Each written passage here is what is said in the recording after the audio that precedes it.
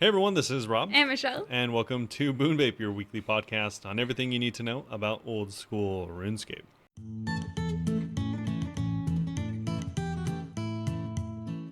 Meep. Merp.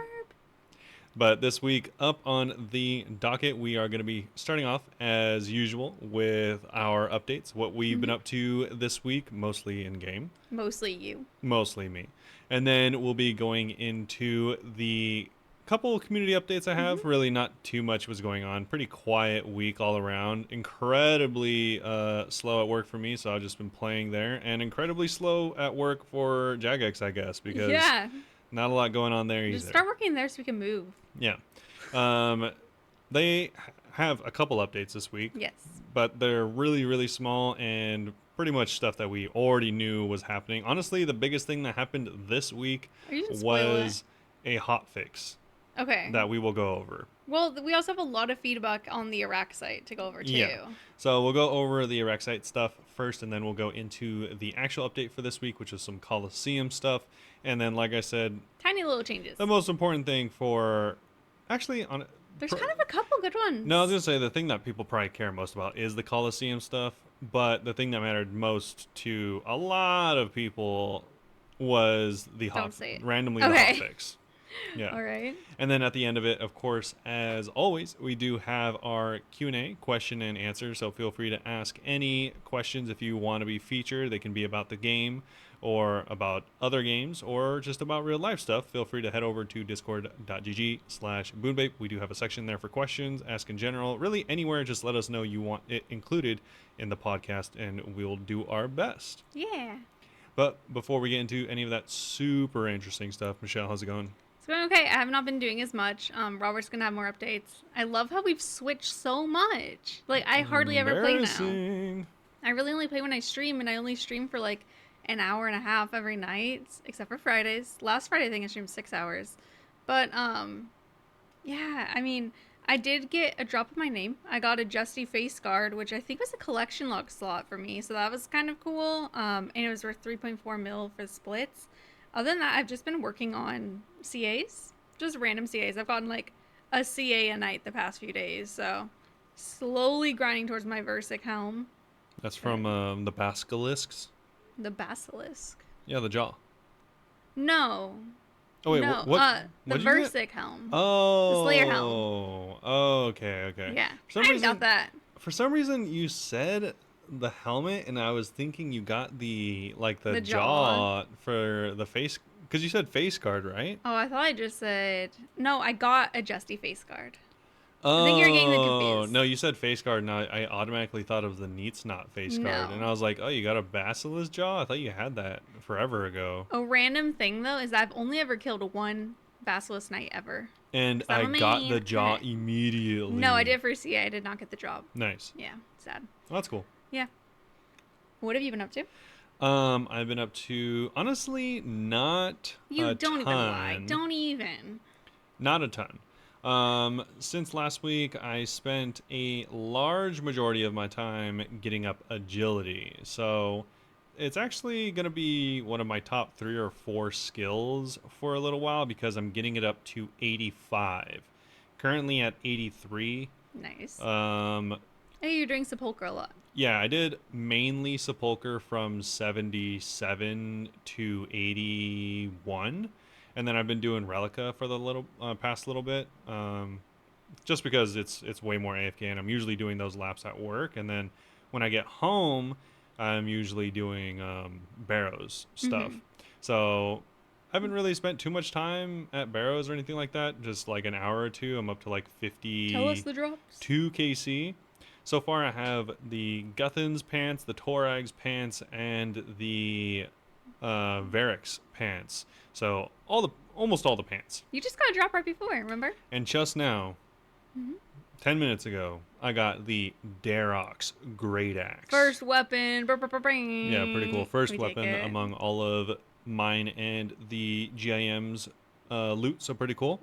Also, it was really...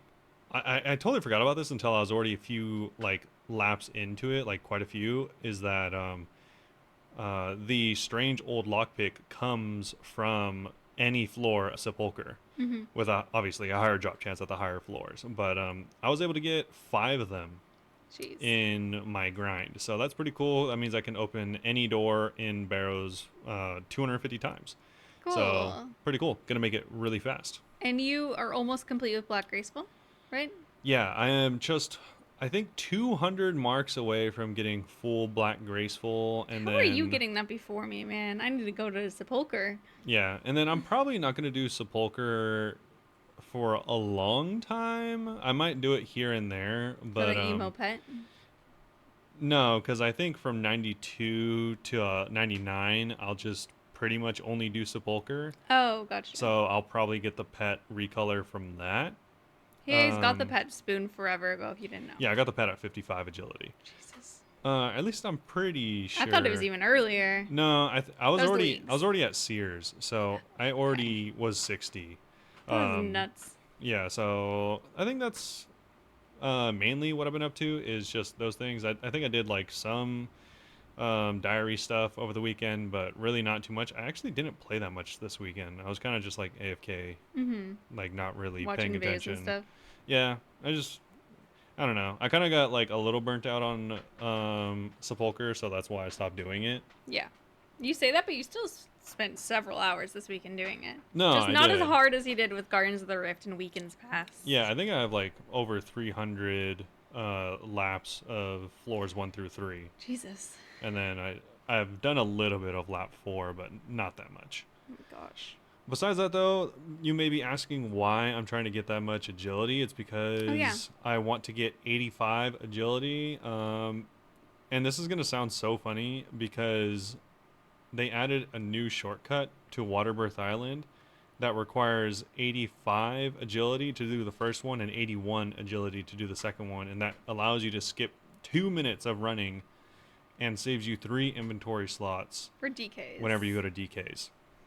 So you're getting 85 agility before you ever go to DKs. Yeah, precisely. Nice. Classic. Yeah, and then it actually ends up working out because I can just kind of like AFK or whenever I'm bored, like just do laps, and then whenever I want a boss, I can do barrows, which I need to do anyways. And then by the time I'm done with the laps, I hopefully should be decently progressed through barrows, and then I can get the rings from DKs, and then my next Bandos? no what I thought maybe you'd want gear. After the rings. What's after the rings? no Okay. He was talking about God of War Dungeon the other day. This is not coming out of nowhere. no You make it sound like I just made this up. I said that because I was considering going for the Fremnik Elites, and you need to kill the God Wars dungeons or the God Wars bosses once each Close for the enough. elites. So I definitely don't think I'll do that as a priority. I think I'll probably do like a lot of the quests this weekend, which means I need to get up my one thing I actually might do is get my construction to 72, so that might be my next grind. For your house. Yeah, and it's only 56 right now, so that might take some time, but I already have it banked, so that's cool. But yeah, Oh, you also got a magic short bow.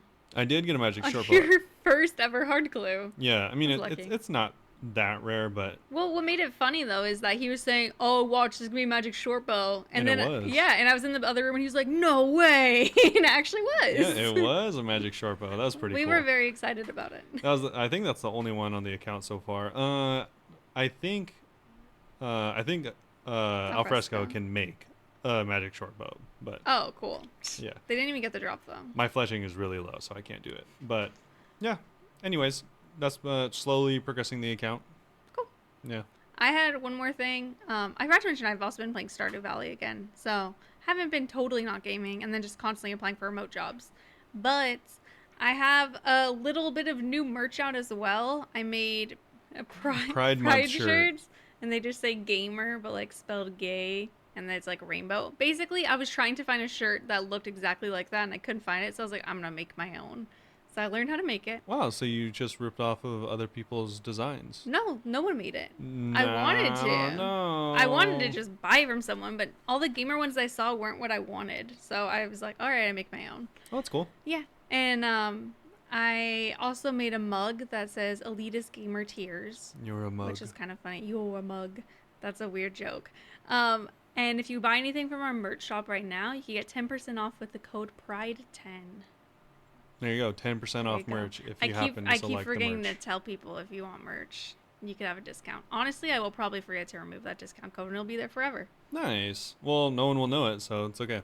True. Besides that, though, there really wasn't too many community updates this week. One thing that's relevant that I'll mention is there was quite a few very popular posts about zombie pirates this week. Oh yeah, that's mentioned in the update too. Yeah, that's why I said it's kind of relevant. It's kind of funny because it comes off the back of like two really popular posts talking about like how crazy overrun um, the bots are at these zombie Mm-hmm. pirates and how there's no requirements, and it even got responses for how difficult it is to make content like that that's viable from Mod Kieran. Yeah. So it was actually a fairly decent discussion about it, as decent a discussion as like PVM in the wilderness can be. Yeah. So, I mean, that was kind of interesting, and it was cool because, yeah, like we'll lead into, there were some changes going forward with this week's update and next week's update regarding the zombie pirates. So that was kind of interesting, and I recommend checking those out if you care at all. I actually do kind of care because that's like one of the best. I haven't done it yet, but it's one of the best money makers for Iron Men, Oh. especially early because it is like 300K like with practically no investment into it, like 300K an hour in alcohols at least. That's like the bare Jesus. minimum. I mean, That's nice. if you're there, if you happen to find a world that's like relatively empty somehow with a cannon, you can get upwards of like 2 million GP an hour, and there's no requirements. So Yeah. and you're not risking anything except for maybe a cannon if you bring it. Yeah. So that's why I was kind of interested in it, but I mean, we'll talk about what is going to happen with that going forward. Mm-hmm. As far as other community updates, there was one for really just two shoutouts that I thought were really interesting and kind of like crazy grinds that people had done, Sure. semi recently. Yeah. One is I actually mentioned this to you, and this happened 5 days ago, so I figured I would bring it up. Is someone actually did 27,500 medium clues? You did tell me. Yeah. And they're not even rank 1. No, they're not even close to rank 1, actually. I didn't know this. It took like a little bit of sleuthing to find out. I mean, not too many. Just look at the So leaderboards. look at the wiki. But this player is Rambros on Reddit. I don't know what their IGN is. But anyways, they did 27,500 medium clue casket openings. And they got 103 Ranger boots, and the overall log was worth a little over 5.25 billion GP. Jeez Louise. Yeah. Robert's telling me this, and I was like thinking, like, wow, I should really go and do like 1,000 mediums. And I'm like, who do I think I am? No, I don't have the patience. no, you're not. Also, And they stopped at all the masters. Yeah, and also this isn't even that crazy because the second comment does highlight how not crazy this is, Mm-hmm. because this person, after doing 27,500, is only in rank 15. People really do medium clues. Yeah, if anyone wants to take a guess before I say, rank 2 is at nearly 89,000 mediums, and rank 1, Over 100? get your guesses ready, it's at 245,000 clues So much higher than rank 2. of mediums only. Rank 2 has no chance to get rank 1. And apparently rank 1 is They're still supposedly not a bot. Okay. They still might Supposedly even play. is a real person, and they just continually, all they do is clues. They just do medium clues. Dang. I don't know. Interesting. Yeah, either way, that was kind of crazy. There's another player that I thought did a really interesting grind, mostly because I had looked into this recently as an Iron Man, because Oh. I wanted access to redwoods, Mm-hmm. which unless you are the required woodcutting like 90, I think 91, you can't get it any other way. I'm pretty sure. Then like, I don't know if you can get it from Clue Scrolls, but the way I was looking into it was through Shades of Morton. Mm-hmm. So Shades of Morton does have a pretty good chance of giving you some redwood, so that's why I was looking into this. I decided not to do it because it is kind of annoying. But anyways, I did a lot of Shades of Morton during leagues. yeah, it does look fun. It's annoying because like you have to get a bunch of logs. And if I want to do the higher level ones, then I need Oh, like you need magic higher logs and stuff logs. like that, which is kind of annoying. And you need the wood cutting for it, which I barely have. And it's just like not. I'm sure you'll go eventually. Yeah, exactly. It's just not super worth the. I decided it's not super worth the grind for me. Mm-hmm. That being said, it was worth the grind for Quat, Okay. which is the username for this person. I don't know their in-game name. Actually, it's like diuretic, and It's a good name. they for some reason either really like it or they just got something going on in the noggin because they ended up going from 15 million fire making to 200 million fire making while here. I almost said, did they get the pet? No, there's no possibility of There's getting a just pet here. a little shade following you around. Yeah, there's no pets here. The only unfortunate part about this grind is they did not show us what they got from the grind. Yeah, They didn't show the anything. keys. I guess if you want to know how many red golden keys they got, it was just shy of 80,000 Jeez Louise. with 30,000 of a couple of the others, 17, and then 10,000 purple keys. My gosh. I don't know. They have a cash stack of 230 mil. I don't know if that's what they got from. If it is, that is not much. Well, I mean, they haven't gone through any of the chests, so Yeah. they haven't gotten any of that loot. I don't know why they have the cash there, if it's just because. But anyways, they got 200 mil fire making by doing this, as well as 55 million prayer. I don't know if that was all from Shades or what, but Jeez. I thought it was a cool grind. Yeah. So I just Respected. thought I would highlight them. And also, I guess before we end this, I do have to highlight and say congratulations to the Dino Nuggets. Oh, yeah. Winners of the Dead Man All Stars. Yes. We actually mentioned that later. I don't know if you saw it's in the blog. Yeah, I'm sure, but I Early wanted to congratulations. mention it here. And so Strong name. they won. They ended up beating Oda's team with I don't know who came third, actually. And those thing I saw only mentioned the first two. Yeah, exactly. Sorry, everyone else. Yeah, unfortunate. Anyways, I thought that was pretty cool, and we will do another shout out for them later. Mm-hmm. But we do have some news coming up. A couple things that we didn't mention that I thought were worthy of note is that there are some new merch items for RuneScape. New collabs. Yeah, so they collabed with Foxes. Yeah, Mitchie Fox. I'm so excited about this one. I think everyone is so excited about this one. Yeah, Mitchie Fox has been making stuff for the community for a little while, but now it's in partnership with RuneScape itself. Yeah. So you can actually go to the actual RuneScape page, I'm pretty sure, and they have a full thing crafted by Mitchie Fox, which includes long sleeves. Okay, in my humble opinion, I only like one of these, and it's the black and white one. The long sleeve goes so hard. I want it so bad. It's a Verzik Viter one, and it does look particularly good. It looks a lot like a band shirt. Yeah, like a metal. Yeah, so I like those, but there's also You know what it looks like is just like the pink suck one that I have, but for Yeah, sick. it does. And I love that shirt, so. There is a Scythe hoodie, as well as Theater of Blood Scythe hoodie, as well as a Desert Treasure shirt in black and gray, and then finally a Tomb of Masket pocket tee. The Tombs of Mask one's actually pretty cute as well. Yeah, it's okay. I like it. I like them all, but I kind of like the designs that Mitchie has on their own website more, actually. Yeah, you can also, of course, just go and support Mitchie by going to their regular website, which always has stuff anyways. They're always uploading designs, and they're all so cool. Yeah, so I'd recommend checking them out. They do have a little showcase here if you want to look at the pictures, though, so you can see Mod Ash wearing the shirt that you might want to buy. Yeah, Modash is wearing one, and it's funny because he also has on huge D-claws and has coffee in the D-claws. Yeah. That's my favorite picture here. But there was one more thing. This is a limited edition collection, just as a heads up. So orders are going to close at 9 BST on July 22nd. So you have nearly a month from now, so you have plenty of time. Yeah, limited stock is available to ship immediately. An additional will be printed once the pre-order is completed. So go order quick and hope that you're one of the people who gets it early.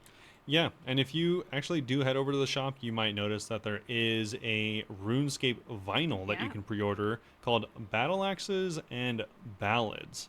Yeah, another collaboration again. Yeah, so I actually thought this was pretty cool. Someone brought this up I on thought the you'd like it. Yeah, someone brought this up on the subreddit because they didn't mention this until a little bit after they actually came out with it. Mm-hmm. And you can actually listen to this metal mixtape of the RuneScape beats. Done Yeah. there, it was done by Ocean Bites. I don't know who they are, Oh, but they. Ocean Bites does the art. Oh, okay, Yeah. sorry. Composer was Michael Dunn from Regen Audio, and they were able to reimagine essentially the Skate Main, Sea Shanty 2, and Autumn Voyage, but in epic battle metal tracks. Yeah. I haven't listened to any of it. I'm not huge on metal, but I know Robert likes metal. So I saw this and I was like, this is pretty cute. Yeah, And the art for it is so cool. yeah, I I've seen saw Ocean Bites someone mention before. this and I didn't get to check it out, but they do have these. It's 40 minutes of songs directly uploaded to the Wow. old school RuneScape channel. Oh So my gosh, I love the like bit style graphics. They yeah, look so cool. and that's what was done by Ocean Bites. Yeah. And yeah, you can just check it out. You can listen to it there for free, or you can buy the vinyl if you're so keen. And the vinyl is red, so it is kind of cool looking. Yeah. It looks so cool. Yep. I like all the like collaboration stuff they have coming out. There'll actually be another collaboration once we get into this week's update, but we'll wait on that. That one's more of a bigger thing. Yeah. You'll see. But speaking of this week's update, we'll have to wait because it does. You just always have to segue. Well, yeah. Yeah. Speaking of having to segue, let's get into this week's update. No, it's not an update. Keep it to the professionals, go. brother. That's so mean. So we have the new Slayer boss, the Araxxor, which we've already gone over previously, but there is a bit of an update. But wait, there's more. Yeah. As long as I have they would type, I just said that. I regret it. We've been discussing the blog throughout the week, and it seems obviously other people have as well, and they've taken some feedback and made some changes. Yeah. So, needless to say, many of you were pleasantly surprised by having Araxxor dropped on you out of nowhere last week, and it's exceedingly rare for giant spiders to be a welcome surprise. Hundreds of thousands of you checked out the news post, with 20,000 filling out the survey, which gave us a clear set of candidates for tweaks.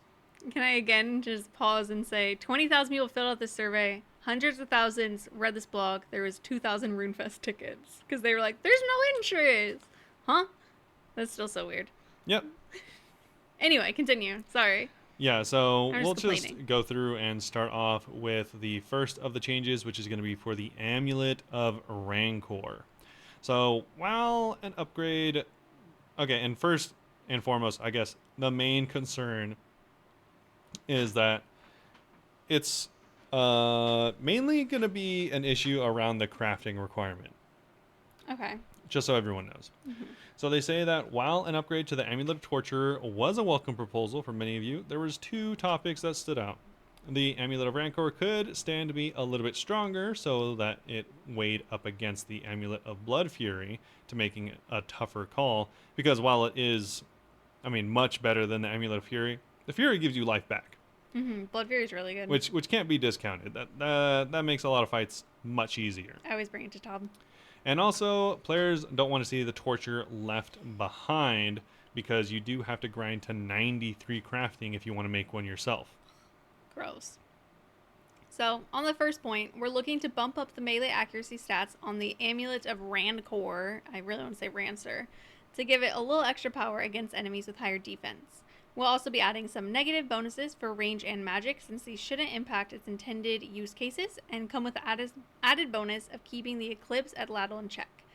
For updated stats, would you like to show the stats a little bit? Yeah, so previously it was plus 20 to all the melees, now it's plus 25. And I think and it's getting 2 additional melee strength from what I recall. Cool. So it's now 12 melee strength and 2 prayer. So it's definitely a lot better than the runner-up, and definitely a lot better than the Blood Fury. Unless you really need to heal. Unless you're kind of really close. Yeah. Now let's talk crafting requirements. Many of you felt that an item which improves on the Amulet of Torture in every way, but has a lower crafting requirement, feels a little off. We had a lot of back and forth on this point because there were so many options put forward by all of you. We saw a handful of suggestions for lowering the Amulet of Torture's crafting requirement to make some room for the Amulet of Rancor. While we're not opposed to this principle, we don't believe that lowering or shifting requirements to make room for one specific piece of content is a viable long-term solution. This doesn't rule out the potential for us to perhaps rebalance requirements in the future as a more far-reaching and dedicated project, but at this time, we're not going to set a precedent for doing this on a case-by-case basis for specific rewards. In this case, we believe the simplest path forward is to make the associated untradeable Araxxor drop attached to the Amulet of Torture to create the tradable Amulet of Rancor. This attachment process requires a crafting level somewhere in the 80s, meaning main accounts will need the crafting requirement to sell the drop, similar to the vestiges from DT2, but irons will still require an Amulet of Torture in the first place, effectively requiring, they say 98 crafting here, but above they said 93.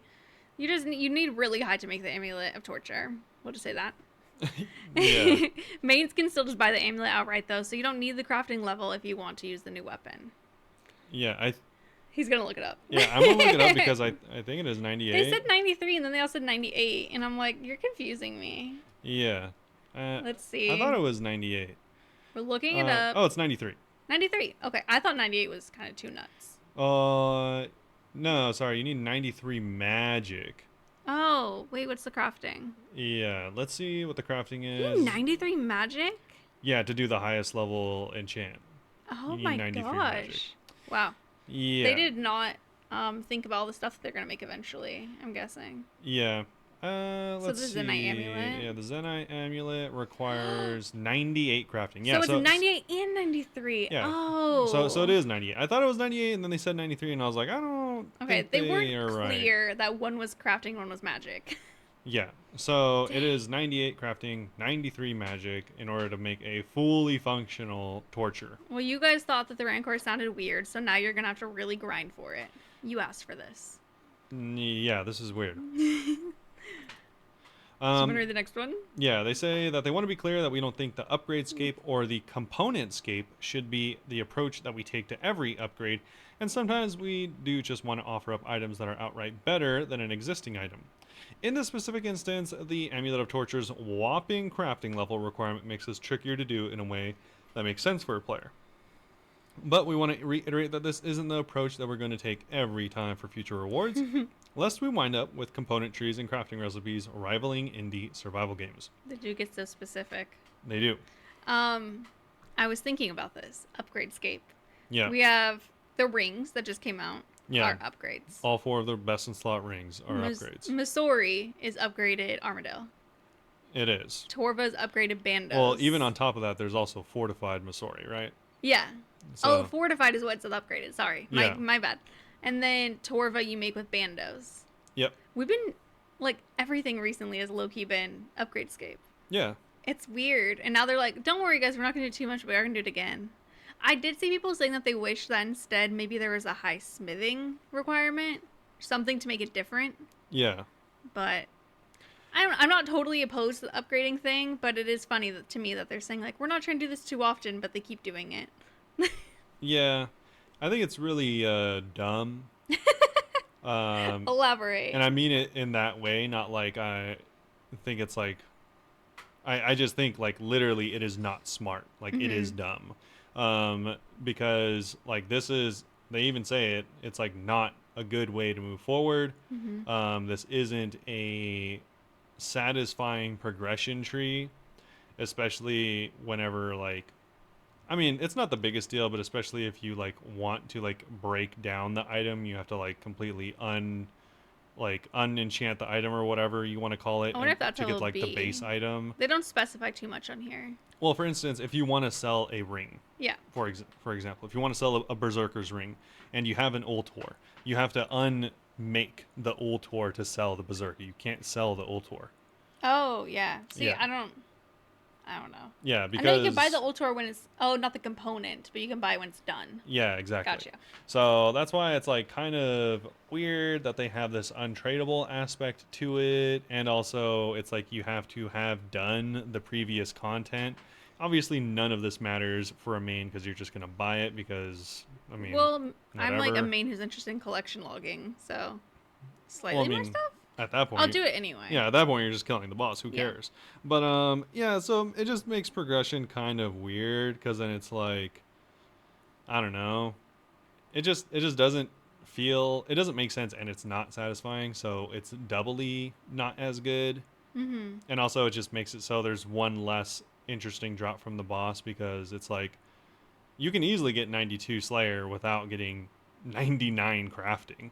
98 crafting. Sure. Watch If yourself. you have 98, you might as well go for 99 to get the cape. Yeah. But yeah, so I don't know, it's like really weird. It essentially turns it into like a non-drop for most Iron Men unless you just, go straight for the cape right away. Mm-hmm. So, it's kind of weird. I personally was kind of on the team of like, well, one, they shouldn't do this because this is a band-aid fix. It's Mm-hmm. obviously a band-aid fix. They even said it is. Yeah.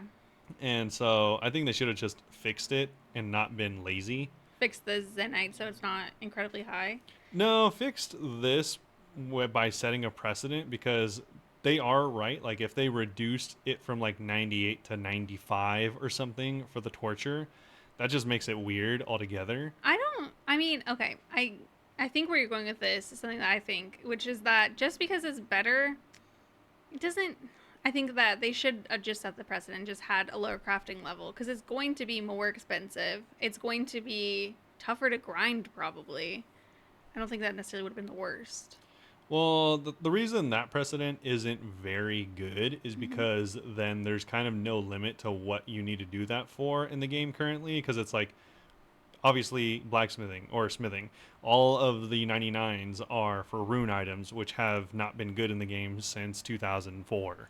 So, like, are you just going to reduce all of those to 50 where they should be? Yeah, that's what I'm saying. Maybe don't reduce that, but just like introduce the new thing at a lower crafting level and take the L here. Because it's really just they played themselves in the past. They thought for some reason the Fury was going to be like, or the Torture was going to be like number one forever. Yeah, but then you do run into the issue of, like, so the Onyx, to make a Fury, it's Or Zenite to make it. Or no, Onyx make Fury, yeah, Onyx Zenite make to a make Fury. Torture. I think it's like 90 crafting or something like that. So it's like if it gets too close to that, then why would you ever go for that and just not go for the torture because it's right there? True. Or if it gets really close, then you'll just make it so no one's ever going to use the Fury Mm-hmm. unless. And then it's like if you do the Fury too low, then it makes it so that the Glory's too close to it. So I was hoping that they would do something along the lines of implementing multi-stepped crafting in a way Okay. where it's like you craft multiple parts and it requires kind of like how it is now where it's like you need the 98 crafting we just talked about as well as the 93 magic in order to imbue it. Like maybe you could have other requirements like you said, like maybe also smithing because Mm-hmm. it's harder, or maybe there's like maybe you have to specifically imbue to strengthen the necklace part, Yeah. and I that could think yeah require they like could rune have crafting or something. they could have done more specific things that wasn't just crafting. I agree. Yeah, because their whole thing around this is to make it so that mains feel like they need to level up their skills Mm-hmm. because they don't want it to just be like, all right, you can have, the 5 combat skills and that's all you need. They want it to require other things. Yeah. So I get what they mean, but also they just went about it in like arguably the worst A possible way. goofy goober way, if you will. Yeah. So I think they should have just done that because then you could do that with other things. You're all like, oh, I want this canonically accurate pirate hat when sailing comes out.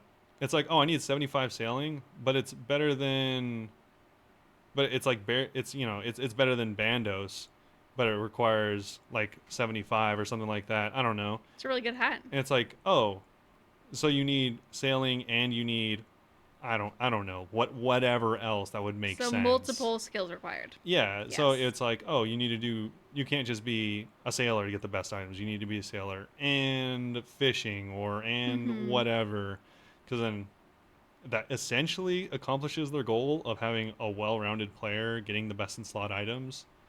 But I mean, they didn't do that, so I don't know. Okay.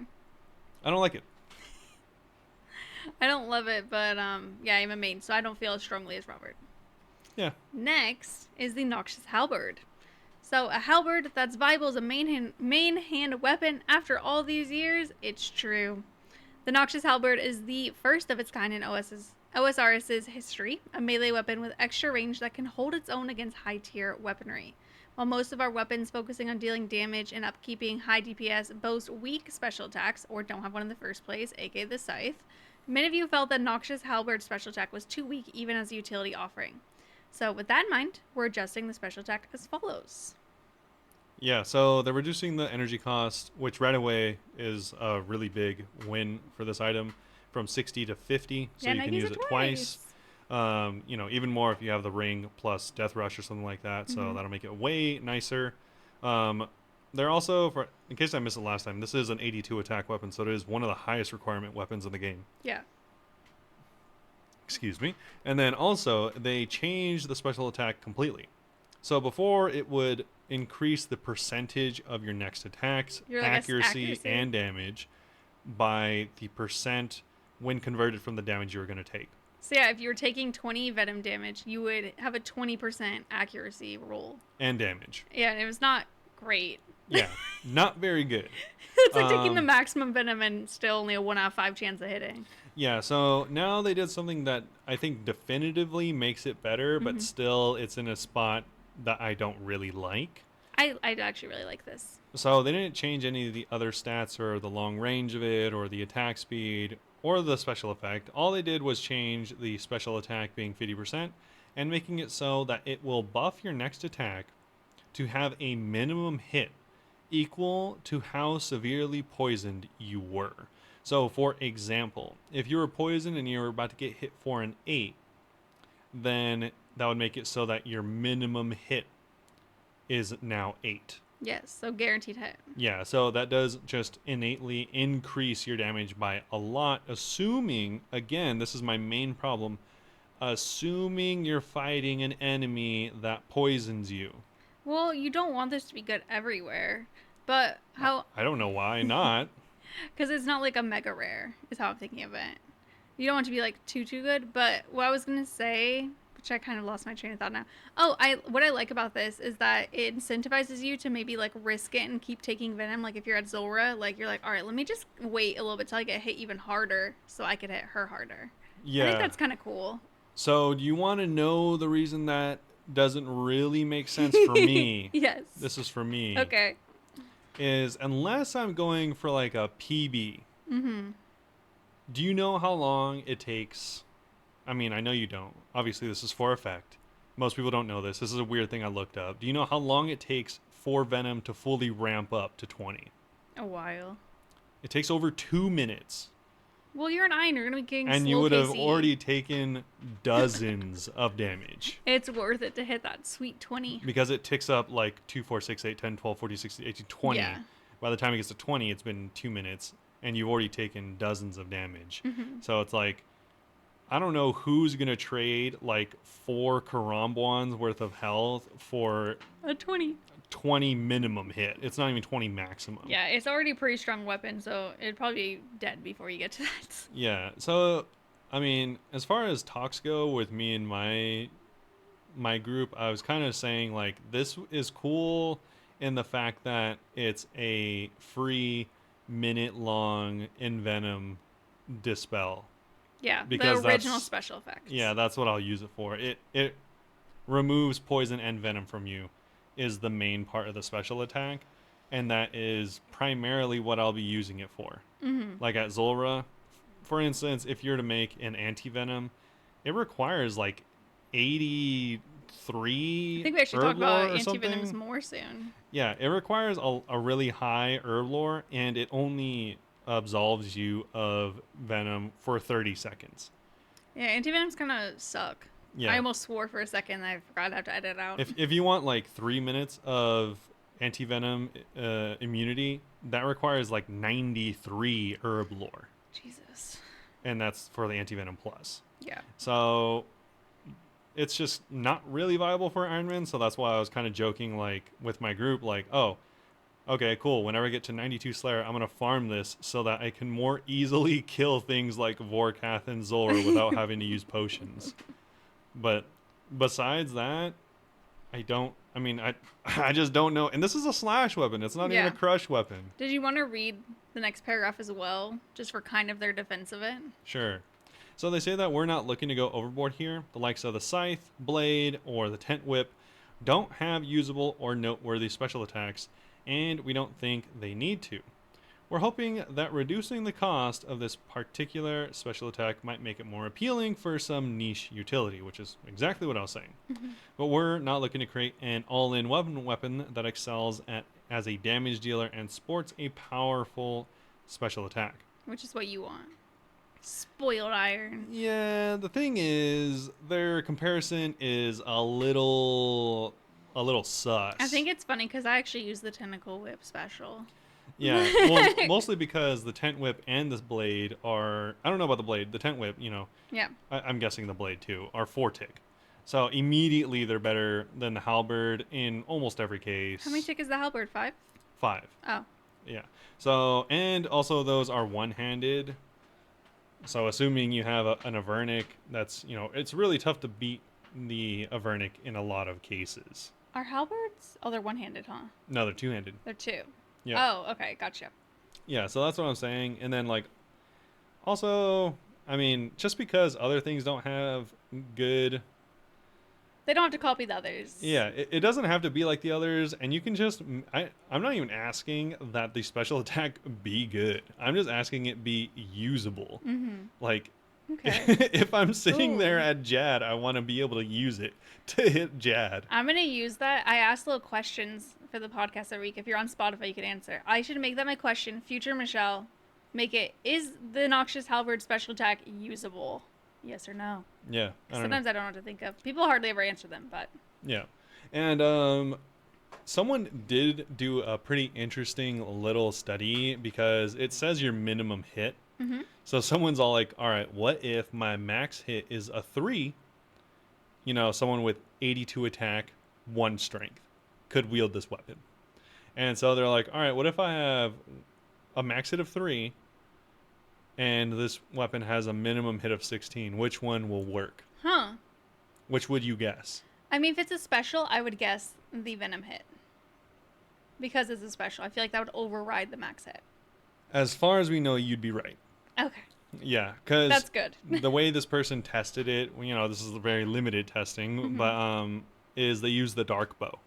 The dark bow has and so they brewed down all the way to 1 range while wielding the dark bow, and or I think it was 1 range. Either way, they Really brewed low. down, and they used the dark bow, and the dark bow has a thing that says the minimum hit for each spec.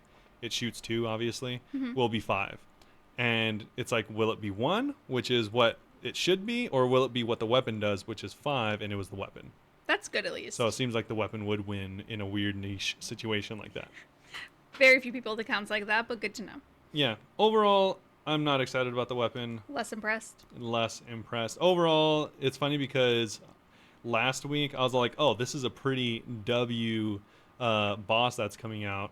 And I mean, you were hesitant about a few things last week, too.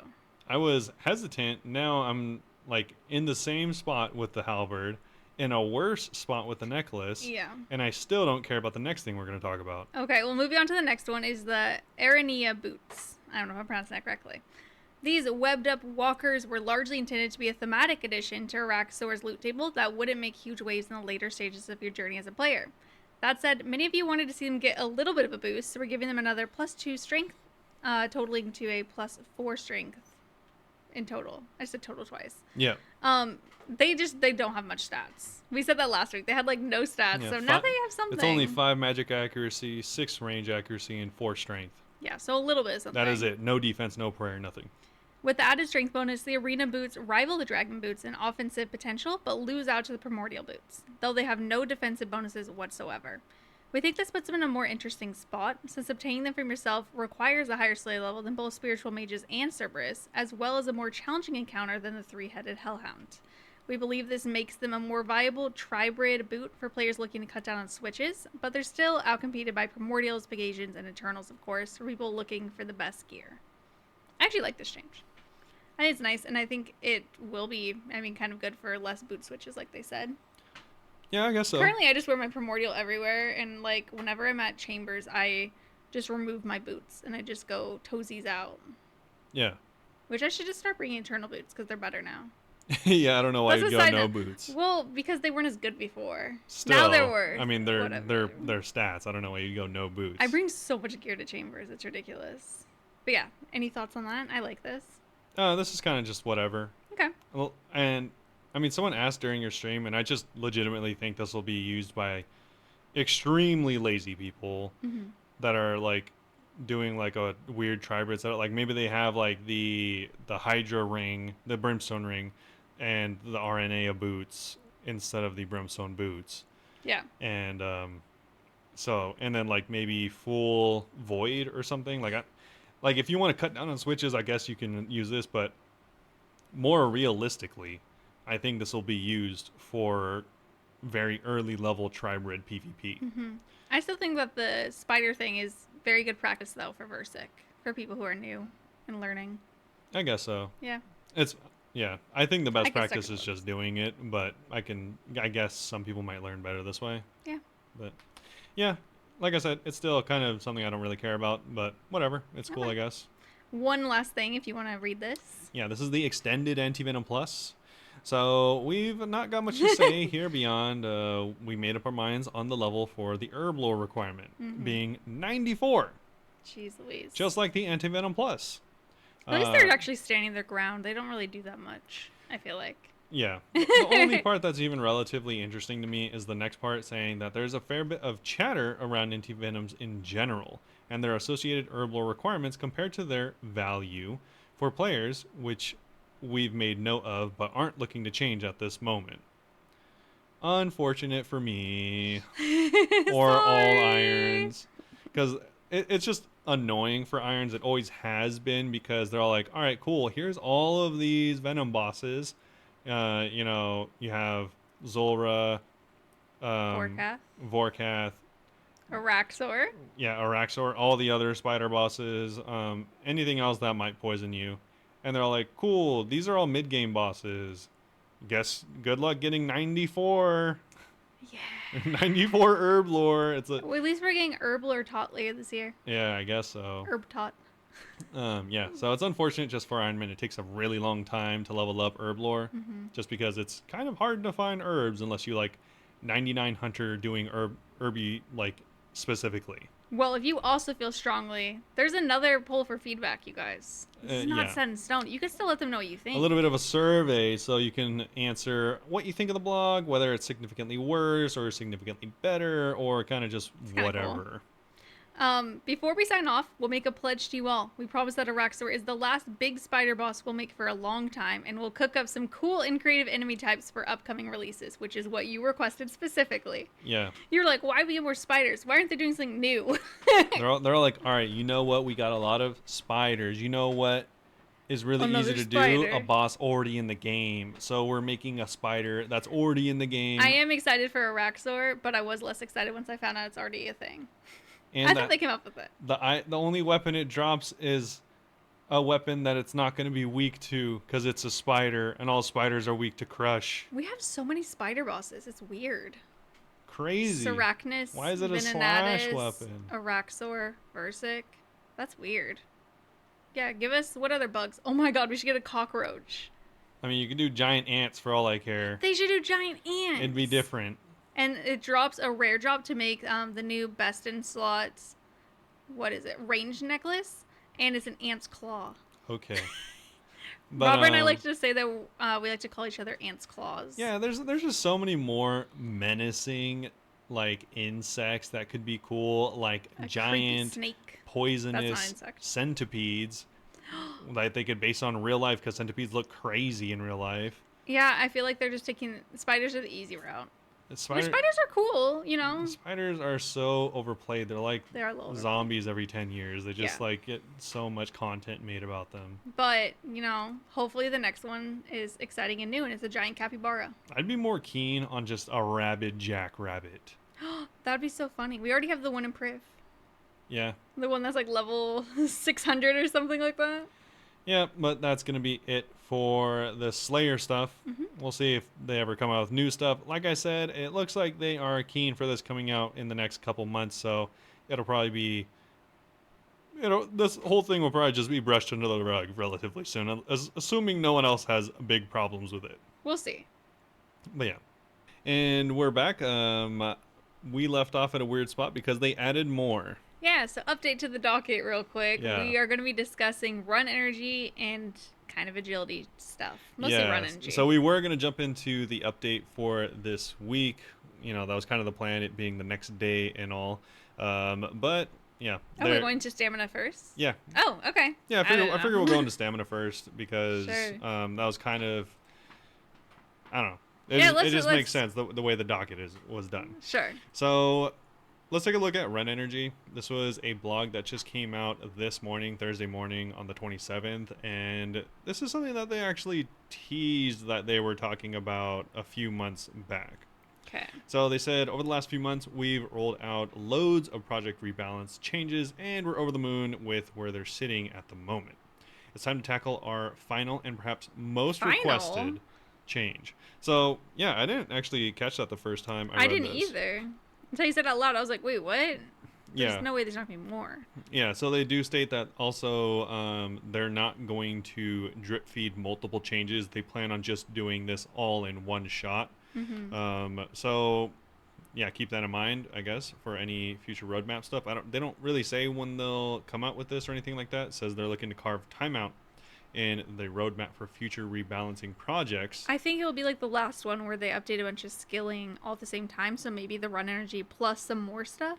Yeah, I'm not sure. Is my impression. I'm not sure. Yeah, but anyways, it seems like they're going to do all of the run changes that we're going to be talking about all at the same time. So I wouldn't expect multiple patches to include this.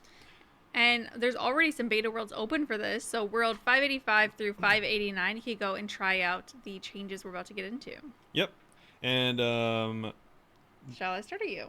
They, just a heads up, they're not very good. I don't know how I feel about a lot of it. Yeah. I was reading at work while walking around on my break, so. Sure. So start us off.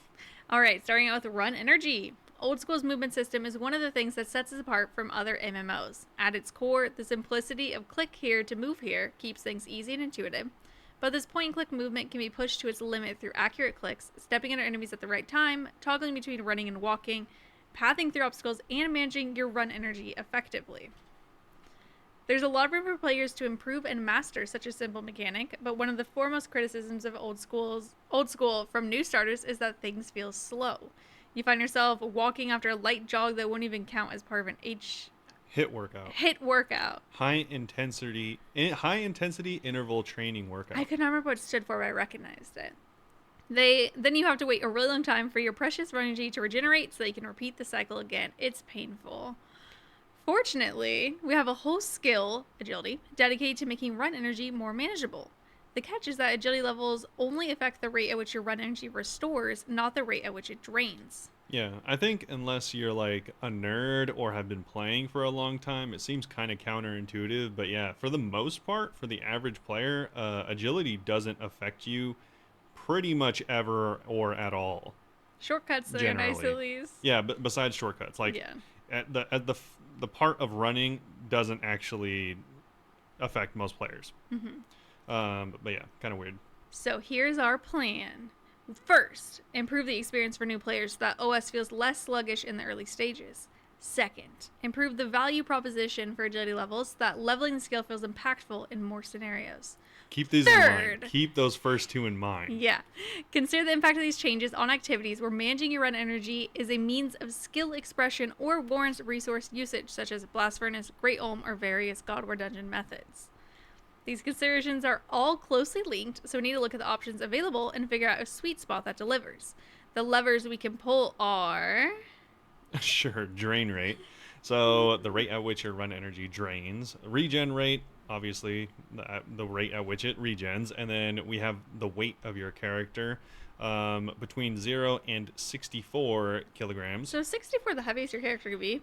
I think it's the heaviest that they take into account. Oh, okay. You can definitely get higher than that. Like if you're wearing, if you have multi switches in your inventory and you have DINs, you can get over 100. Like technically, but they count as 64. Yeah. So Okay. technically, I was I'm confused by that. guessing. Obviously, I don't know, but I'm guessing by the way they word it, anything over 64 counts as 64, Gotcha. and then anything below that is an actual value. Like Okay. 50 is 50, and Yeah. but 70 will still be 64. Okay. Is what it seems like. And then finally is the agility level, the value of the agility skill itself and its influence on your regeneration rate. So obviously, starting point is to buff the rate at which run energy regenerates. This means you're still rewarded for managing your run energy during encounters, but spending less time waiting around for it to recharge. This helps out newer players, but doesn't really improve the value of agility levels. I beg to differ. And it significantly impacts specific activities. That's when you can add drain rate to the mix. So you can adjust it to scale with your agility level. This means that leveling the skill means you can run for longer. In a vacuum, these two changes are colossal buffs. We're reining them in by making the. So this is their main proposition. Mm-hmm. So they're reining them in by making it so the drain rate scales much harder with higher weight. So the levers that they're pulling are primarily weight related. Mm-hmm. This means that heavy end game gear setups will still see a small buff, but not so much that you can go run a marathon without the aid of some stamina potions. Also, keep that in mind. They think that this is a buff. Um, I was reading it and I don't see it the way you see it, but I don't know if I misread it. So I'm sure, excited to go through it again. sure. And so they say, to put it simply, our changes are to buff the regen rate of run energy, change the drain rate of run energy so that it scales off of your agility level and scales harder with higher weights, because that's currently how it works, but they want it to work, like, be more drastic. Yes. So yeah. So there is a table below that compares various scenarios between the current run energy behavior and our proposed changes. While you look at these numbers, keep in mind that the regen rate and drain rate are guaranteed to be better if your weight is 1 kg or lower in any given scenario. Regen rate is unaffected by weight but improves as your agility level increases. Drain rate is always the same if your weight is 1 kg or lower, regardless of your agility level. Drain rate scales more with weight but is offset as your agility level increases. While not shown in this table, players with 1 agility will have a lower proposed drain rate than live drain rate if their weight is 36 kg or below, which should cover even the busiest of early game inventories. At higher weights, proposed drain rate is often higher than the live drain rate. This is offset by a higher proposed regen rate, so you should profit more run energy if you're toggling between running and walking or spending time standing still. So here are a few breakpoints where the proposed drain rate becomes higher than the live drain rates. Yeah, so they're saying at 1 agility, if you have, so yeah, they have breakpoints for 1, 20, 50, 70, and 99 agility, and they're saying that this is the breakpoint for when the drain rate is higher than live, meaning that after this weight is reached, you are getting nerfed. Okay. On your drain rate. Weight and level combination. Yeah, so at level 1, it's 37 kg, 20 is 42 kg, 50 is 50 kg. That's convenient. And then 70 is 55 kg, and then 99 is 57 kg. So, for example, if you are level 1 and you have a bunch of, I don't know, bars and gear equipped at 37 kg, then you are just going to run out of run energy faster then you regen it. Than the way it's implemented currently in the game. Oh, okay. Yeah. So I was kind of confused by it. That makes sense. Yeah, exactly. Same thing if you have 99 agility and you have a full raid setup, which is easily over 60 kg, then a heavy raid setup. No, that's 2 switches. You're already at 45. So, if you include supplies and stuff like that, yeah, you're over 60.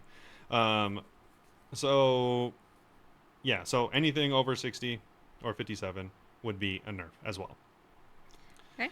Yeah, so they also want to say that higher agility levels also drastically increase your regen rate and lower your drain rate at higher weights. Okay. Which is generally true. And they do have a not honestly as comprehensive as a table as I would want, I don't like the table. but they do have a table It looks overwhelming. that we will briefly go over. You will go over. Sure. It looks so overwhelming to me. Yeah, it's funny because they only show 2 breakpoints per level. I guess I get that they probably didn't want the table to be super big. Yeah, I'm assuming that the breakpoints are every level, actually. Or most levels. I don't know, maybe not. No, I'm just saying that they only have 2 comparisons. Yeah, they're just doing the 1, 20, 50, 70, 99, and they're doing one comparison of one weight and one at 64 for each of them. Yeah, and to clarify that, so word it better, please. at the break point of level 50, they have an example of if you had the weight of 1 kg, which and if you're anything below 1 kg, it's 1. So if you're -5, it's 1. And then if you're at 50, level 50, still, but with 64 kg, they have another example. I don't know why they included the regen rate, because they even said in their previous blog that the regen rate is unaffected by the amount of weight you're carrying. So to get this out of the way, if you're standing still, this is a just straight up gigantic buff for anyone at any level carrying anything. Like significantly so. Like you have, twice as fast of a regen rate as currently is in the game. Yeah. Pretty much across the board. It goes from like 80% to 120% depending on the level, but it's generally twice as much. The part that's unfortunate is whenever you start throwing on weight. Yeah.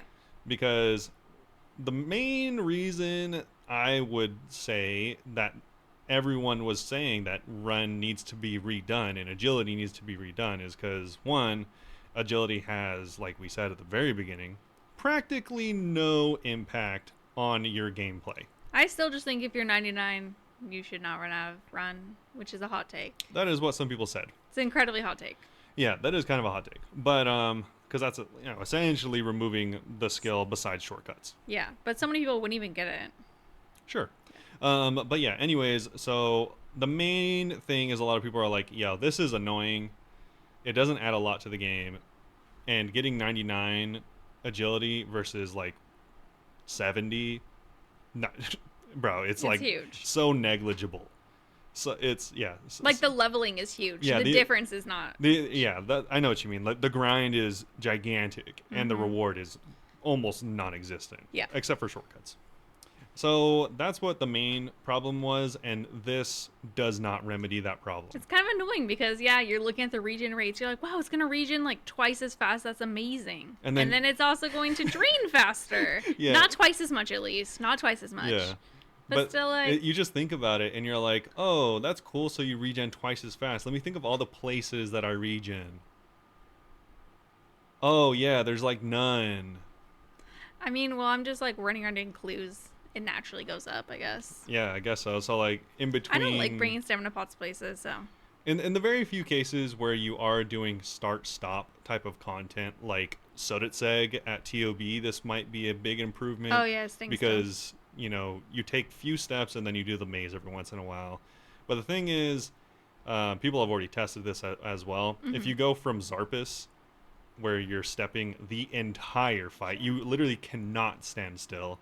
You run out of energy. Oh, really? At the end of the fight.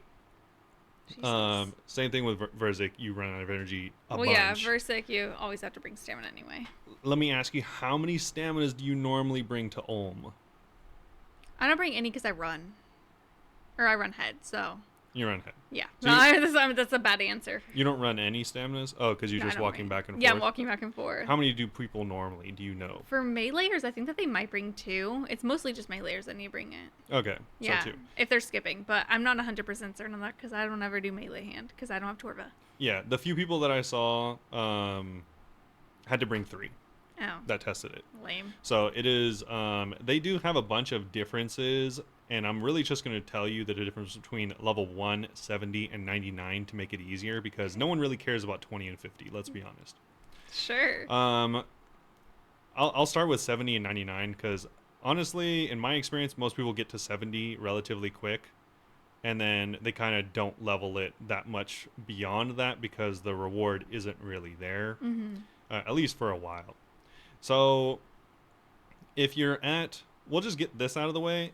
If your character's at 1 kg, like if you're wearing full graceful, for example, it's a buff. You're running for longer. Yes. You can imagine it as having 125% run, Yeah. which is nice. And that's at 70 and at 99. So that's a straight up buff. How can this be bad?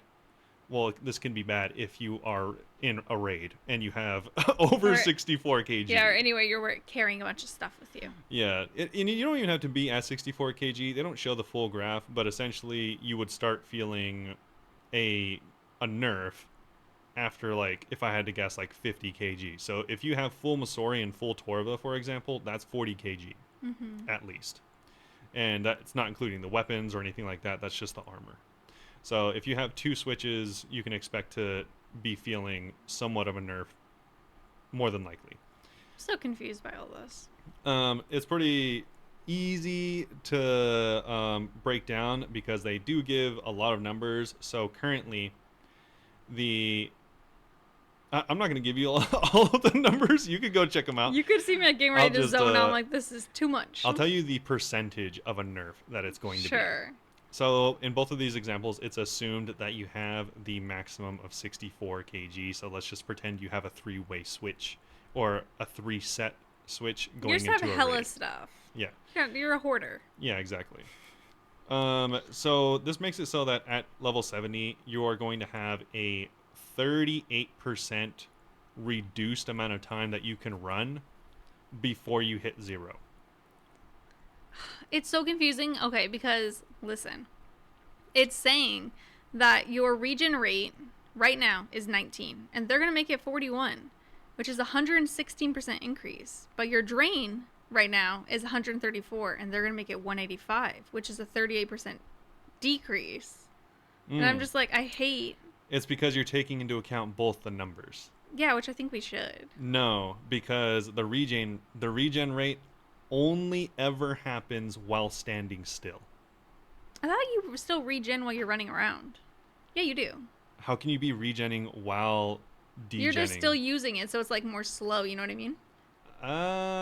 Like, it's like dripping water into a cup, but you're already pouring stuff out. Like, technically water's getting in there, but it's very slow. You know what I mean? I don't think it works that way. I think it does. No. No one said that, but that is my understanding. I mean, that would be funny. What are you even going to look up? How does it work? God, I hate agility, man. This is making me hate agility even more. I'm like, why did they put this complicated blog? I can't handle this. Yeah, I don't think it works that way, but that would be really interesting. Otherwise, how would it work? Because, like, if you were running the entire time... You run until you get to 0, and then while standing, you regen. Yeah, but if you're still... It still goes up. I swear it still goes up. How can it go up while running? I'm going to look it up. We're pausing the podcast. I don't want to talk about it. I think we should just move on. Honestly, that was really immature of me to pause the podcast. No, we should, like, literally move on. So if you go, you can check out...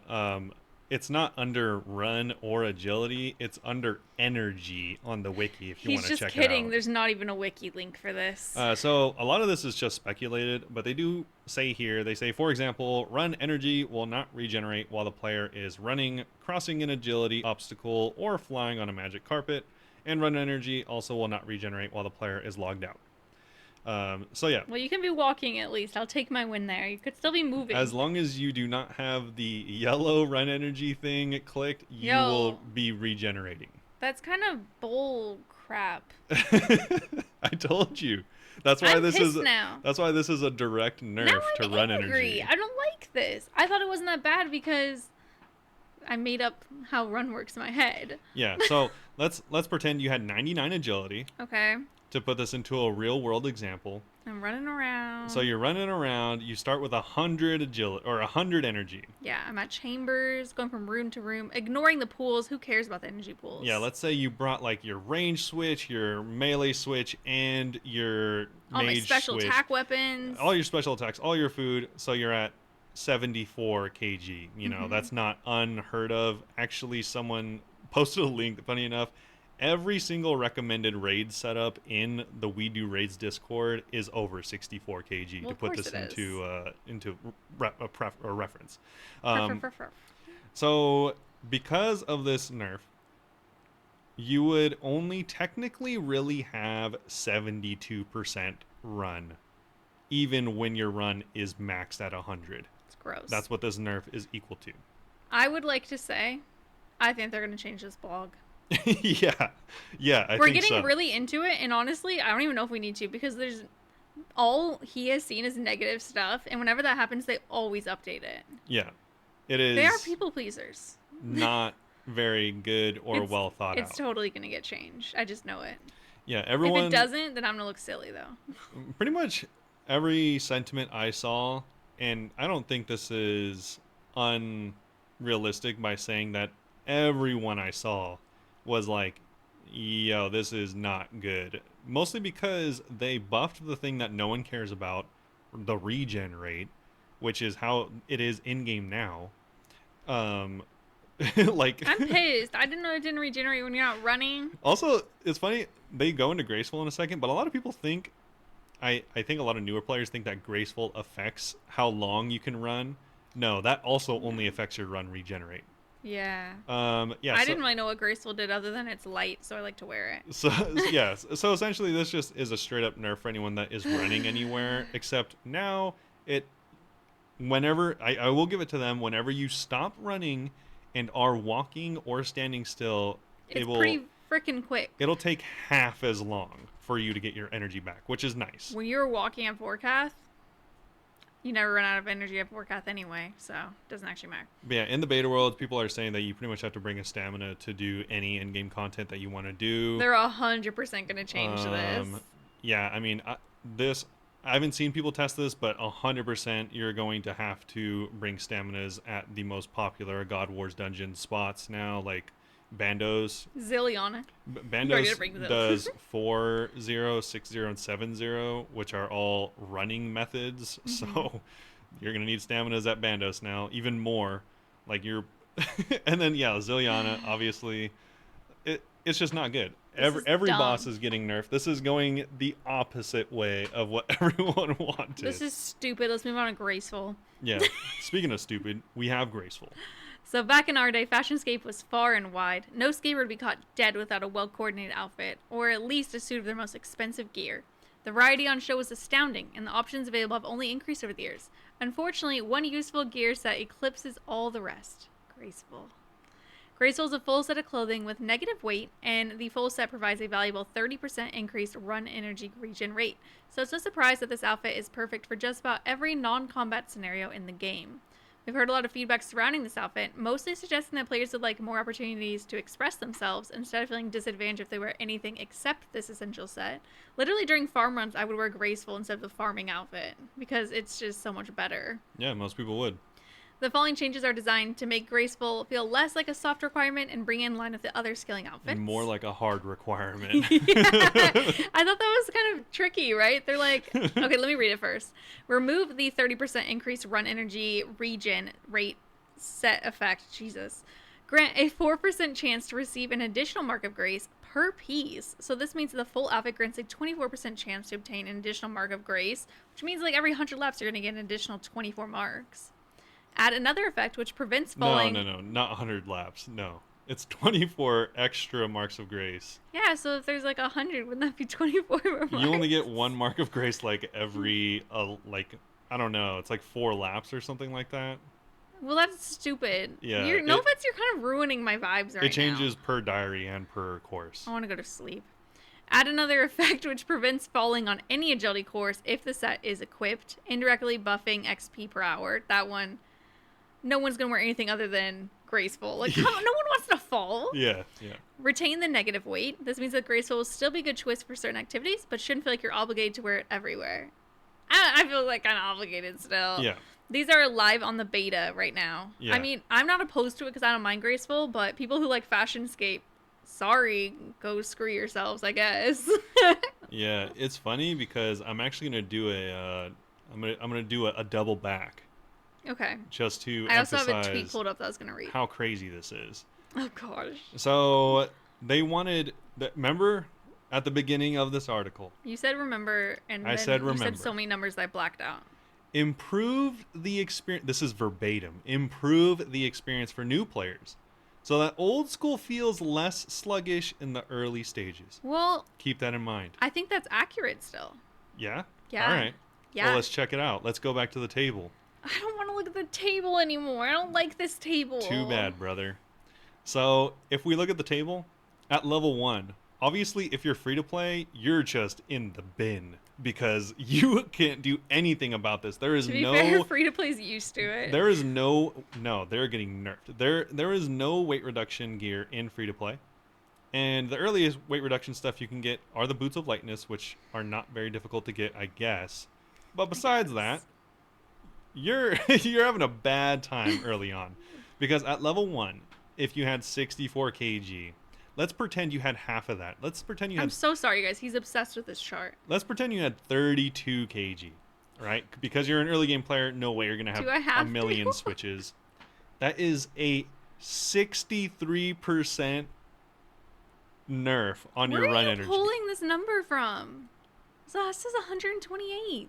Yeah, I'm giving you the benefit of the doubt and saying it's at 32 kg, which is half. My goodness. So if you're at half of 64, 32, then that means you get half of the nerf, which is still 63% But of the nerf. If you're walking, you get 87% buff. It's so laughable. It's so not good. We were talking about graceful. Why are you trying to go back to this table all the time? I just wanted to show that they are doing nothing that they set out to do. Okay. The end game players don't like it. The early game players wouldn't benefit from it either. And the fashion scapers are not happy. They specifically said that they don't like it that you sprint and then walk and then sprint and then walk, and this only rewards that type of gameplay. Yes. But yeah, graceful. This is a joke. I'm happy about it because I like graceful, but I know Witch Eileen. She's a hardcore homie, if you will. She said, graceful changes seem too much. I dislike eliminating fashionscape agility training, especially high level like arty agility. The no-fail courses by early 60s agility is nice to eliminate the frustration point for players, but XP buffs are likely very high as a result, which I'm not opposed to. But I don't think they're very high. I feel like you fall a lot at first. The thing is, I only fall. Okay, so when you're I'm thinking like level 40, 50. It doesn't matter. I still fall on Relica. Yeah, I still fall on Artie. Yeah, so it's not like you never stop falling. But the thing is, I fall maybe once every legitimately 50 to 60 laps. I think that's uncommon. I think you need to go to a different course. I used to fall way more than that whenever I would just barely go somewhere. I mean, I did 700 laps, so this is a pretty good amount of laps I've done, and it's not that often that I fall. No, I mean, I think it's more you're falling when you go to a course for the first time and you just barely meet the level requirement. Like, you get messed up. Okay. I remember doing leagues going to Varrock and having to do the 20 laps or whatever, and it was so frustrating because I kept falling. The thing is, even if you fall 5 times, that's only an additional... just so you know, only one course in the whole game gives you 1,000 agility. Which one? It's Polnivnich with the hard diaries. Really? Yeah. Huh. Even Artie only gives you 800. So even if you failed 5 laps an hour, which is an insane amount, then you would only get less than 5,000 extra XP an hour. It's not that big a deal. Eileen's skills 16 hours a day, so it adds up. She's in a very unique position. She's already 99. Who cares? No, she's going to 200 and all. I know, but still. Anyways, the thing. Sorry, Eileen, that he's a hater. I like to reference the normal man, the normal player, the gamer that's here after a long day. So he doesn't respect your opinion because you're a woman, Eileen. Well, that should have not been obvious because I don't. No, I was gonna make a joke, but we can't. I was like, I don't like making those jokes. We should stop doing the people sexist take it jokes. seriously. Yeah, it's not a good idea. I do it too. You're the one that made the joke. I know. I'm just saying I shouldn't. You're like, do that. I do it too. You're the only one that does it. I shouldn't do it. Anyways, but I keep doing it. So they removed the 30% increased Ren energy, which doesn't matter because it's already baked into the skill as they presented it. I think the 4% increase, 24 total, to Marks of Grace is pretty laughable. Just because after 260 marks, why do you need more? As an Ironman, I have enough amylase forever. It's like you don't even care that I want every color just to look cool. I couldn't care less. It's literally like you don't care. Also, it's funny because it's 24% more, I looked into this just to see how ridiculous it is. I don't know why you need more marks. For instance, if you were to get up to 90 to 99 at RD, the best course, Yes. it would take you over 9,000 laps. I'd rather die than do the whole grind there. 9,000 laps to get to 99. Why would you need more marks of grace than 9,000 laps worth? Why don't you mind your own business? Like, what are you buying with these marks? Like, Whatever I want. Is this like 99% of your portfolio, like your investment portfolio in RuneScape, is just marks of grace or something? People are probably going to start collecting them, like, like stacks of them. Yeah. Sure, it's actually already a thing. Also, the fact that they made weight so integral to the implementation here makes it so that graceful is still a requirement. I don't know. Yeah, I agree with that one, at least. Like, in one of their examples was Blast Furnace. Man, that's a bunch of like coal and stuff you're carrying around. You're gonna want weight reducing clothes. What else are you gonna bring? Mm-hmm. Like, so it doesn't change Fast Escape at all. Next up. Well, I mean, that's really it. They're just talking about the beta really worlds. It. But we'll talk about the beta worlds for just a second. So the beta worlds, of course, are open now. I told you worlds 585 through 589. You can find yourself on Tutorial Island, but you're able to skip this if you would like. To import your main game save to beta world, you can open the settings menu while logged into the main game, search for beta, then tick the convert save to beta worlds button. From there, you can hop to any of the beta worlds and find yourself logging at the same location with your same account. Just note that you should make some space in your inventory before converting your save because you get a little egg. Beta. It's the beta egg, I guess. So left click on this egg or boss helper tool to use its government name brings up a debug menu with a number of options such as teleports, all gear loadouts. I've never been to a beta world. This is so interesting to me, actually. Yeah, it's not uncommon for anyone that hasn't gone before for there to be like a god item that allows you to do stuff in a beta. That's what this egg is. That's what this is. So teleports bring up, of course, a list of tallies. All gear brings up tournament supply interface, which you can use to grab any gear you fancy, including graceful. They also recommend that you go through and you can change your agility level willingly using this. So they recommend trying it at different agility levels as well with different setups. Also, like if you're at a raid, test what it would be like if you had a full raid setup and stuff like that. You could even check off quest and agility diaries too to like test out agility rates if you want. Yeah. It's actually pretty sick. So yeah, it's pretty good. There's another feedback survey, run energy feedback survey. I have a feeling a lot of people are going to reply to this one. Yeah, this is not very good. But it's a start. Not very good. It makes me optimistic that we could get to a good place. Yeah, I guess my main criticism is this doesn't make it feel good to level the skill. I'd agree. To me, it just feels about the same. It's like better in some ways, worse in some, so average. Yeah. I was telling Michelle that it's weird because they have a little thing that, shows all the breakpoints, which is cool and fine, whatever. The difference between 1 agility is 37 kg. The breakpoint for level 1 agility is 37 kg. 99 is 57 kg, which is only 20 kg. Yeah. The difference between 70 agility, which takes like 1,500 total laps, and then, like I said, from 90 alone... 299 is 9,000 laps. Just, yeah. Ugh. So, it's 120 hours or something, 200 hours or something like that for 99 from 90. The amount of work is immense from 70 to 99. And the only difference is that it gives you a 2 extra kg of breathing room.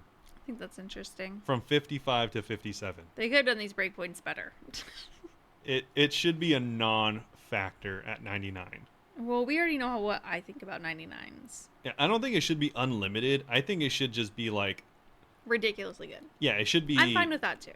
Because the main problem is that people were like, oh, this is annoying, make it less annoying. And so they did the complete opposite. Just, they need to make it so... You know what I think they did as well is they overcomplicated it. Oh, yeah. They made it way too complicated. Like... if I read the blog and I'm just like annoyed and like don't want to look at it, like yeah, it should just be honestly, they should literally just implement what I'm about to say. It should just be a curve. You think everything should be yours. From 1 to 99, and then every level you get a certain amount of additional run energy. Yeah. Like Or that your ticks last longer. full stop. Like Yeah. it should be diminished the heavier you are up to 64, whatever. Sure, include that. They seem to be stuck on 64. But like maybe you get an extra run percent every level or something like that. And then half as much if you're over 64. I don't know. I don't care. Yeah. But it should just be like, "Oh, I'm 99.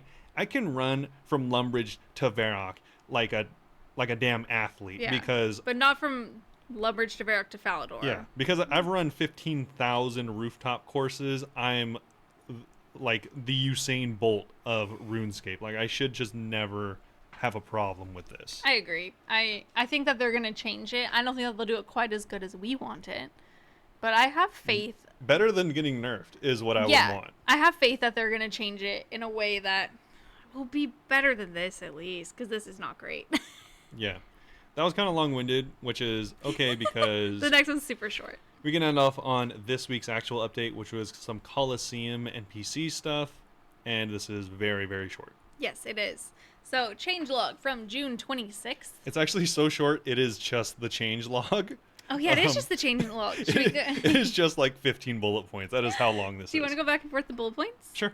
Okay, and also just as a reminder that the lack of updates is because they're preparing for the launch of While Gothic Sleeps. Next week, there will be no update, and this means none of the usual downtime. They are going to be rebooting the worlds, however, for swapping the PvP rota. So, first change. We've now improved click bosses at the Colosseum. This covers the Shockwave Javelin, Colossi, Warbanders, Serpent Shaman, and Jaguar Warrior, with the Shadow now being clickable too. Huge. Huge, huge, huge. This is like one of the biggest complaints about Colosseum. Yeah, we actually get we get to tick off two of the biggest complaints in the recent months in this single update. The next one is going to be in Bounty Hunter. The teleport to target spell is now accessible via the Arceus spellbook. They updated the Kiss the Frog random event that players no longer need to kiss the frog to get the rewards. The royals will be happy with a simple pat on the head. You're still able to choose to kiss the frog and transform into a frog as before. If you're like really into frogs and want to kiss it, I guess you can. Yeah, people were, some people, as you can imagine, were not happy about this for some reason. About the frog? Yeah. They're like, you should have to make out with a frog. I make out with frogs all the time. I mean, they just are really into frog lore. Yeah. So the next one is that they also made it with the frog event, that you can choose between all the rewards, regardless of your body type. Oh, that's cute. So like the skirt. Yeah. It was kind of weird before because I remember looking it up and being like, oh, I still haven't gotten these pants. And it's like, I can't because my character's a woman. Yep. And women can't wear pants. There you go. Thessalia will now exchange extra frog tokens for XP lamps. I hate this one because I've been rejecting that damn frog for years. Yeah. Could have had so much XP. Some people were stacking up the frog stonks. So. Yeah, I think Wraith had been. Yeah. The ethereal man or woman in lunar diplomacy will now just be an ethereal being. And their body type will match your characters. Naturally. Added a handy bronze axe spawn to the Mudadal room in Chambers of Xeric. Use both my main and irons alike. That's definitely the other one that's ticking off the box, right? Nope. Oh my god, well this one's huge. Yeah, this is definitely really nice. It saves everyone an inventory spot. Yeah, I mean, we honestly haven't been using axes lately, but so many times in the past, you get axes while you're scouting, and I'd go to Mudadal and be like, oh my god, I forgot an axe, and everyone else starts Mudadal, I have to go run and kill scavs to get an axe. Yep. Probita can now look harder for your missing pet. If you're confused by what this means, some people's pets like vanished. Some people actually made posts, mainly one guy talking about their missing golden Chinchompa. I heard about it. For some reason, they had it. It was in their log saying they had it, but when they went to Probita, she didn't have it. Yep. So now it'll do a more thorough look. That doesn't really mean anything. I'm sure there's other people with the bug as well. Yeah, so now if you have been missing a pet that you know you have for some time, then almost certainly Probita will have it. Okay. Upper levels of the bat rooms in Chambers of Xeric should no longer render over the player character model. The Zar-Rin now has the same default stock quantities for all players regardless of account mode. The word heavy no longer appears in Dagger's combat style tooltips. Heavy dagger. And lastly, the improved dialogue and other text in Rat catchers. Oh, is that the huge one? Yeah, people are like, oh, is this an extension to the rat catchers lore? They're getting ready for the next quest. Oh my god, when are we gonna get make out with rats like we do with frogs? Sooner than you think, maybe. But no, the change that was one of the biggest changes, which was actually a hot fix, Oh. is a PSA saying that they're deploying a hot fix which will reduce your chances to roll on the undead pirates drop table from 50% to 15% if you have not completed the wilderness medium diary. Wow. In addition to this, next week, although there is no game update, So next game update. no, next week, although there is no game update, they will be removing Laren's keys from the loot table of the undead pirates. You silly little goosey. It does say in the next game update. No, Yeah. It's just like me with my run over and over. I don't believe it. This is fake news. It'll be in the next one. Yeah, for sure. They are expecting this change to allow our anti-cheating teams more time to improve our detection tools and to action offenses against the cheaters.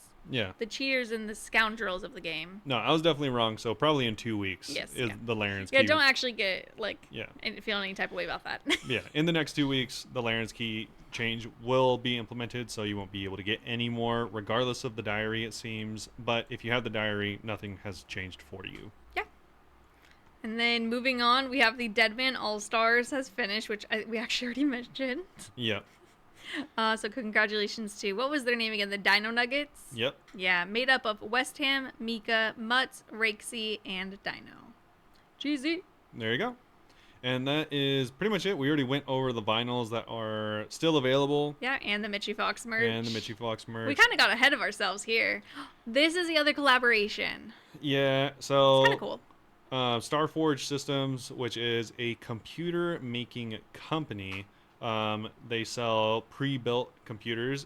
But if you're not looking for a full computer, this might also still interest you because they are selling custom computer cases, which was a collaboration between RuneScape's Golden Gnome winner Volcaban with Starforge Systems to create a super sick looking It looks really nice. case. I mean, it looks really good. I don't know about the airflow or anything like that. I You don't can know tell about it's still like there and stuff. I don't know about any of the specs of the case, but it is design-wise. the front of it is fully glass, so you can still see inside of your case, but it does have many Like many the iconic RuneScape themes. archway from the login screen.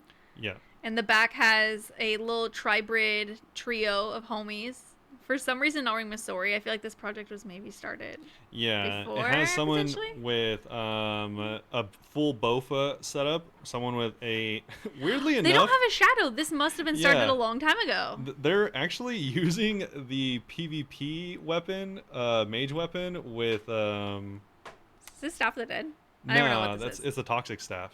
Oh, okay. Yeah, toxic staff with full ancestrals. I've never seen that setup. No one probably has ever seen that setup. And then Torva. Torva with the Elder Maul. They knew that it would get good. They knew.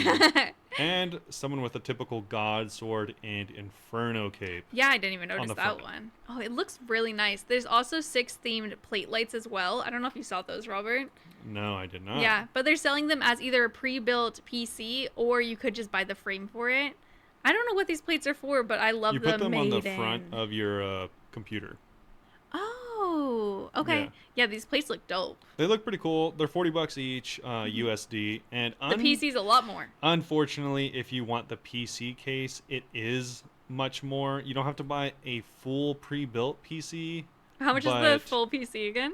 I think it's like 2,000. Yeah, it's $21.50. essentially $2,200 USD. God, it looks so good. If you want to buy just the case, it is available, but it is $400 USD. So not a light price by any means. For instance, you can get this almost same exact case, or actually the same exact case I think is $120. Well, yeah, of course you're paying for the custom design. Yeah, of course. The But design looks really good though. If you have the extra money, I mean, post a picture of Discord if you get it. I want to see it. yeah, if you just like the design of the case overall, then yeah, you can buy the non RuneScape version for like $120. Yeah. I have my PC in a not very noticeable place, so I will not be buying this. But if your PC is like where yours is, Robert, his is like on display on his desk, that would actually be so sick looking Yeah, to buy yeah. this. But Way yeah, too expensive for us right that now. is gonna be the end of that. Yep. Um, End of all the notes actually, so we could probably move on Q&A? to our Q&A. But yeah, let us know what you think about the run energy changes. I'm still interested in if anyone likes the overall theme of it. Does anyone like it at all? Yeah, exactly. All right, so first on the Q&A, we have a question from out in Discord. Do you think there should be a tournament every season where 64 clans sign up and find an arena that's small enough that players can watch in the stadium? The idea of tons of players watching live is really appealing. There could be a new world open just for the event outside the arena like it's a fair. Maybe I'm watching too much football, but I think it'd be fun to have such a community event that is watched in game by players and not on Twitch. I agree. I think it would be fun to have events in game rather than just like watching other people do it.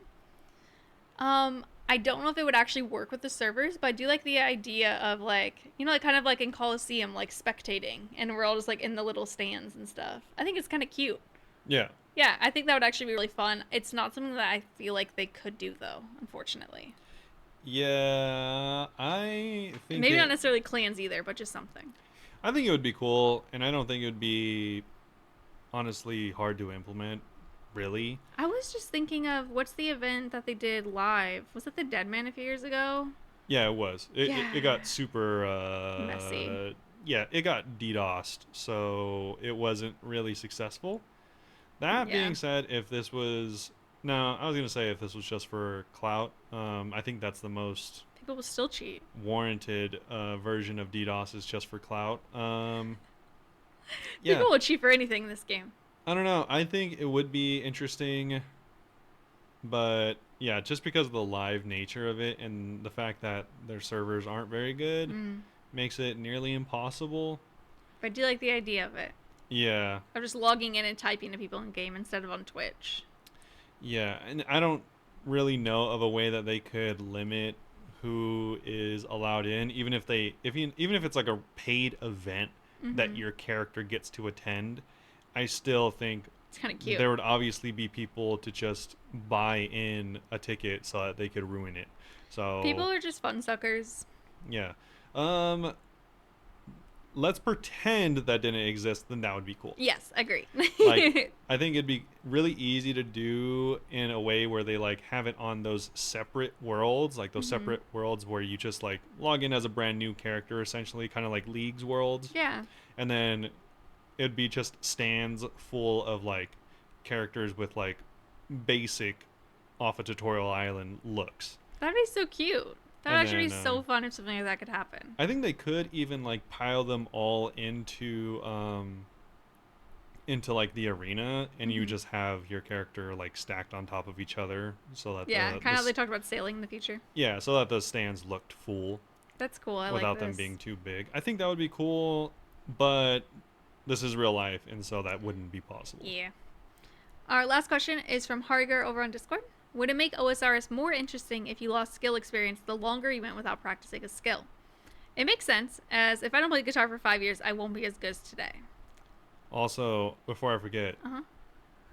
I wonder if Matt saw the game with the Georgia upset. It was pretty crazy. What? Georgia You beat don't watch sports, don't lie. Georgia beat Portugal 2-0. You probably just saw a picture of it. Portugal's the team with Ronaldo on it. Oh, really? I Yeah. don't know where he's even from. I just know the name. Yeah, it was quite a big upset. Oh, okay. Yeah, Probably. pretty interesting. Anyways, what do you think? I think it would be more interesting in a bad way. It would be more interesting. I think it does make sense. What you're saying makes sense, but it would just be a bummer, really. Like it makes sense logically. It is kind of weird that you could just completely not touch a skill. I think a lot of skills that you do kind of get up a little bit here and there while you're playing the game anyway. Yeah, But I would be really sad if I had to feel obligated to do it. yeah, I can see that, Mm-hmm. but I'm actually a big fan Of of this? having negative things like this happen in the game. I've always been a fan Makes it more of, spicy. like, in Black Desert, for example, it takes a long time to level up in Black Desert after a certain point. Mm-hmm. There's like literally technically no level cap to that game, but it becomes so insurmountably long of a grind that essentially the level cap's like, let's pretend, like 65. Okay. But while leveling up, as soon as you hit level 50, from 50 onwards, you can be attacked anywhere that is not like a main city, Mm-hmm. like PvP wise. And if you die, you lose experience. Oh, we've talked Ever. about this during leagues or Yeah. during Deadman mode before. Yeah, if you die ever, not just to other players, you lose experience.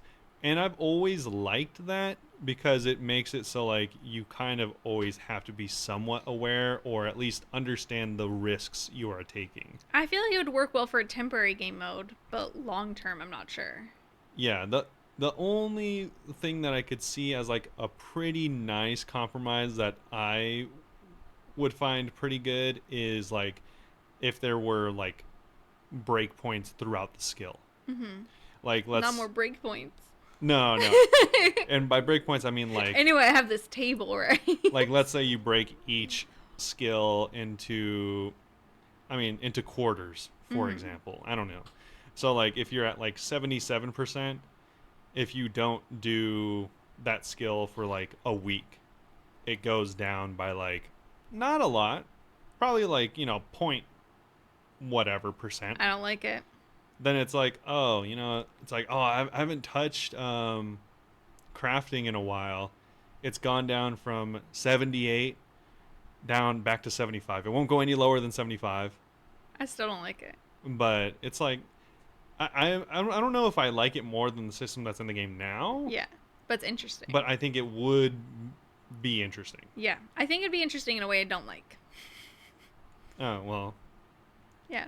I mean, I And think I still think it makes sense. I just I think it would be a bummer just because I've been playing so much less now since I've started working. yeah. So that'd be sad. Well, yeah, I mean, maybe not like I you work would on my skills eventually like What, max? yeah, I was like the thing is you'd either max or you'd get to like 90, Wherever your break 95. point is where it doesn't go down anymore. No, I mean there would be 4 of those every level. So let's say Mm. you're like 62 and 75%, then you wouldn't go below that. Okay. But it's like, oh, I stopped at 99%. It's like maybe I should just get the other 1%. Okay. But I don't know. That's like just a way that I think could be interesting. I think most players don't like things being taken away from them in games. Yeah. But I mean, I guess that's like the main reason people don't like the wilderness, right?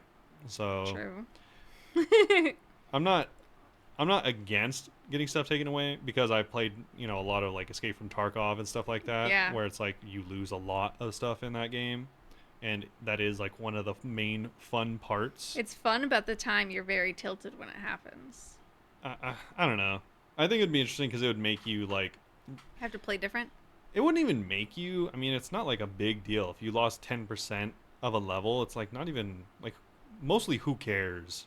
As long as it's like you're not on level 98, then it's like kind of a long, Yeah. a lot of XP loss. I think it depends on the skill because some are really slow. I guess. But If you had to get 1,000,000 XP for the next level agility and you lost 10%, that's 100K.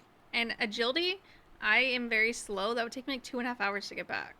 yeah, but I mean, you just play around it, right? You just be like, oh, all right, cool. I'm 95 smithing, or I'm 95 mining. I'll get to 95 and 25%, and then Yeah, I'll stop there. Maybe. And then it's like you'd be kind of foolish to get to like 90, 95 and 69%, and then it just Well, goes down to 50. I'm a busy lady now. Sure. I am. Yeah, busy lady that still does not have 99 agility. Yeah, busy lady that has even logged in on Maybe this RuneScape would today. incentivize you. Who knows? It would not. I would just be sad while I continue to not do it. Well, there you go. I think it'd be cool. So, And I'm a hater. yeah. We're switching for once.